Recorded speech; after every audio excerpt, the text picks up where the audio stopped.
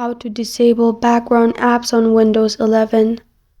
Hi everyone, it's Sophia to assist you today without any delay. Let's jump right in. First, open Settings, then click on Apps. On left side, you'll find Apps and Features. Click on Apps and Feature and then scroll down.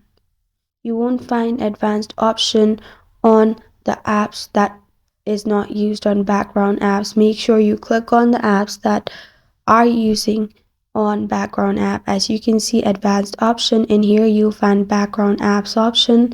Turn background apps option off and you're good to go. As you can see, it has been turned off. This is how to disable background apps on Windows 11. Thank you for joining me today. If this video helps you out, please leave a like and subscribe for more. Got a question or want to suggest the topic? Comment below. I am Sophia signing off. Until next time.